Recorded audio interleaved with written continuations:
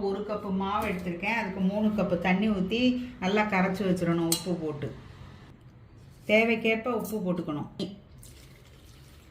3 cup தண்ணி ஊற்றி நல்லா கரைச்சி வச்சிடும். அப்படிதான் நல்லா கட்டி இல்லாமல் கரைச்சி வச்சுருங்க.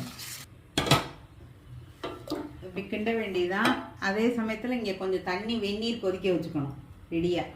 இப்படி கைவிடாமல் நீங்கள் கிண்ட முதல்ல ஹையில் வச்சுக்கணும், அப்புறம் மீடியமாக வச்சுக்கணும். பிடிக்கக்கூடாது. இந்த மாதிரி கெட்டி ஆயிடுச்சு பாருங்கள். இன்னும் நல்லா கிண்டணும். சிம்மில் வச்சாச்சு.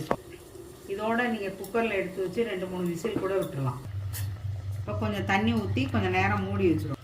இப்போ வெந்துட்டுருக்கு. இன்னும் ஒரு தடவை கிண்டணும். கிண்டியாச்சு. இப்போ மாவை நீங்கள் தொட்டு பாருங்கள். நம்ம கையில் ஒட்டாமல் வரும். ஒட்டலை. ராகி களி ரெடி ஆயிடுச்சு. காரக்குழம்பு அதுக்கு. ஸ்ரீலக்ஷ்மி சேனல் லைக் பண்ணுங்கள், ஷேர் பண்ணுங்கள், சப்ஸ்கிரைப் பண்ணுங்கள்.